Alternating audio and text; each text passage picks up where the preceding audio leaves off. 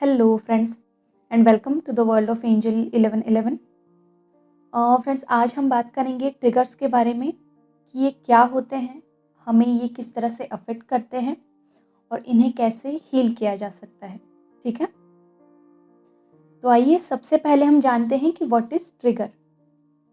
तो बेसिकली हमारी लाइफ में कभी कोई ऐसी सिचुएशन बन जाती है जिससे एक तो आप फियर की या फिर एंजाइटी की एनर्जी में चले जाते हैं, कभी गिल्ट की एनर्जी में चले जाते हैं, कभी एंगर ईगो की एनर्जी में, कभी मिजरी की एनर्जी में या फिर कभी ओवर एक्साइटमेंट की एनर्जी में, एंड सो ऑन।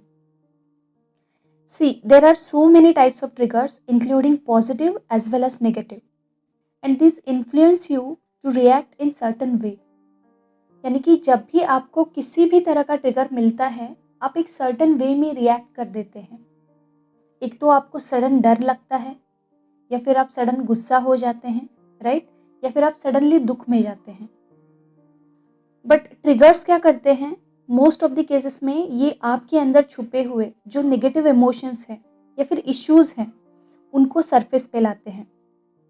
ज़रूरी नहीं कि इस सिचुएशन में सिर्फ आपको किसी ने कुछ बोला ही हो, राइट, कुछ कहा ही हो और आप ट्रिगर हो गए हों।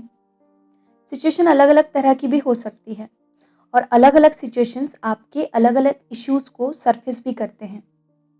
बट जो एंगर का ट्रिगर होता है वो मोस्ट ऑफ द टाइम आपके ईगो से एसोसिएटेड होता है। तो जब भी कभी आपका एंगर ट्रिगर हो तो थोड़ा इस चीज़ पे ज़रूर गौर करिए कि उसके पीछे पीछे ईगो भी बाहर तो नहीं आ रहा ना। तो जनरली ईगो हर्ट होने के बाद सबसे पहला जो रिएक्शन होता है इंसान का वो एंगर ही होता है। तो इन सारी चीज़ों को भी आपको बारीकी से ऑब्जर्व करना है। ठीक है, अब इन ट्रिगर्स का हम पे किस तरह से असर होता है। तो अगर आप ऑब्जर्वेशन मोड में नहीं हैं, सेल्फ रियलाइजेशन मोड में नहीं हैं, तो डेफिनेटली ये ट्रिगर्स जो हैं वो आपकी मेंटल हेल्थ पे सबसे ज़्यादा अफेक्ट करते हैं।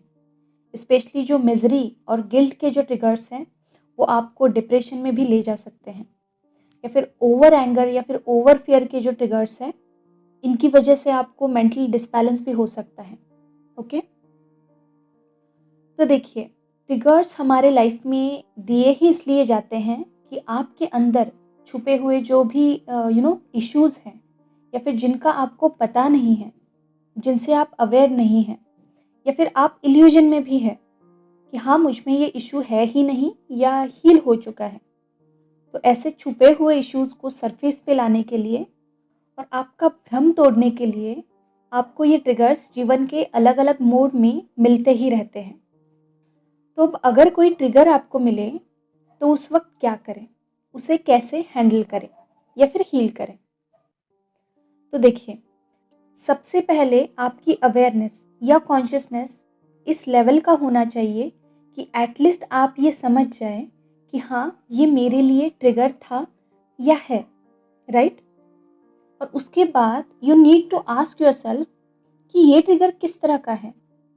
वेल, इस क्वेश्चन के आंसर के लिए आपको ज़्यादा टाइम नहीं लगेगा कि ये किस तरह का ट्रिगर है। यानी कि क्या ये मेरा फियर है, मेरी एंजाइटी है, गिल्ट है, ईगो है, एंगर है, राइट, दुख है, या कोई ओवर एक्साइटमेंट है ना। वो आपको वहीं पे समझ में आएगा। अब इसके बाद आपको थोड़ा सा डीप में जाने की ज़रूरत है, यानी उस इश्यू की जड़ तक जाने की कोशिश करें। तो अगर आपको फियर या फिर एंजाइटी हो रही है तो खुद से फिर से एक बार सवाल करिए कि इस फियर की वजह क्या है, कि इतना फियर या फिर एंजाइटी मुझ में अभी भी बाकी है। अगर आपको इसका रीज़न मिल जाता है तो ठीक है, नहीं तो आप रिसेंट की कुछ ऐसी सिचुएशन को ढूंढने की कोशिश करें जिसमें आपने फियर या फिर एंजाइटी महसूस की थी, और फिर आपको उस सिचुएशन को एज अ थर्ड पर्सन देखना है और उस पूरी सिचुएशन को विजुलाइज करके उसे वाइट लाइट की ब्लेसिंग सेंड करनी है। खुद को भी उस सिचुएशन में white light and love send करें। ठीक है, देखिए, जब भी आप पास्ट की कोई घटना अभी इस समय याद करते हैं और उसे एज अ थर्ड पर्सन देखते हैं तो आपको एक चीज़ ज़रूर रियलाइज़ होती है कि इतना घबराने की या फिर इतना पैनिक होने की या फिर इतना गुस्सा होने की या दुखी होने की बिल्कुल भी ज़रूरत नहीं थी। खामखा ही मैं इतनी डर गई या फिर गुस्सा हो गई, है ना? तो इस तरह से जब भी आपको किसी भी तरह का ट्रिगर मिले, तो सडनली उसी समय पहले शांति से उसे एक्सेप्ट करें कि हाँ, मैं ट्रिगर हो रहा हूँ या फिर हो रही हूँ, ठीक है?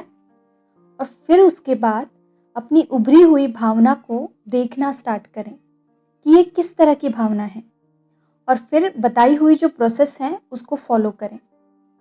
और फिर उसके बाद अपने रिलीज़ रिचुअल में इन इश्यूज़ को भी इंक्लूड करके उनको रिलीज़ कर दें, ठीक है? अब देखिए, अगर ट्रिगर आपको किसी ऐसी सिचुएशन में मिला है जहाँ पे आप बाहर हैं या फिर बहुत बिज़ी हैं या फिर अपने काम में हैं, तो उस टाइम पे आप क्या करें, अपनी फ़ोन की नोट में या फिर किसी भी पेज पे ये जिस तरह का भी ट्रिगर आपको मिला है, उसको लिख लें, ठीक है? और फिर बाद में जब भी आपको रिलैक्स टाइम मिलता है, फ्री टाइम मिलता है, तो उस टाइम पे इस ट्रिगर पे थोड़ा-सा डीप सोचें कि इसका रूट कहाँ पे है, राइट? पास्ट की इससे रिलेटेड जो भी सिचुएशंस हैं, उसमें जाने की कोशिश करें, और जैसे मैंने पहले बताया, उसको व्हाइट लाइट सेंड करके उस सिचुएशन को हील करने की कोशिश करें और फिर उसको रिलीज़ कर दें, ओके?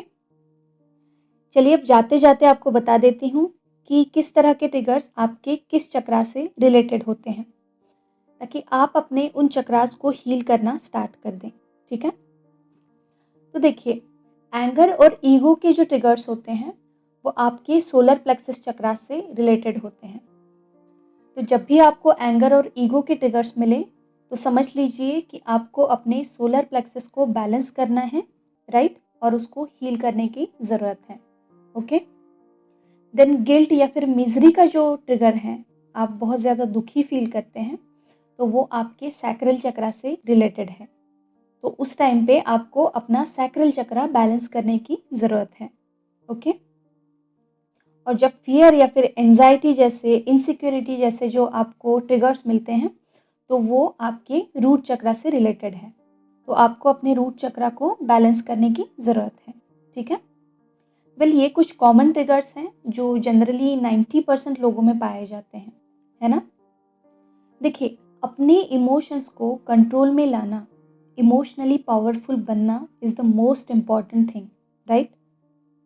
और जिस तरह से ह्यूमन को इमोशंस की ब्लेसिंग्स मिली हैं, तो कभी-कभी हमारे यही इमोशंस हमारे लिए श्राप भी बन जाते हैं, जब ये हमारे ही ऊपर हावी होने लगते हैं, है ना? या फिर जब हम इनमें ही फँसने लगते हैं, राइट? तो बी कॉन्शियस कि आपने अपने in different types of emotions को खुद के लिए ट्रैप तो नहीं बना के रखा है ना, जिससे आपकी सोल ग्रोथ भी स्टक पड़ी है। अगर ऐसा है तो सबसे पहले इस ट्रैप को हटा दीजिए, ठीक है? अब इसको हटाना मतलब क्या? कि खुद के इमोशंस को हैंडल करना सीखिए, उनको हावी मत होने दीजिए, ठीक है?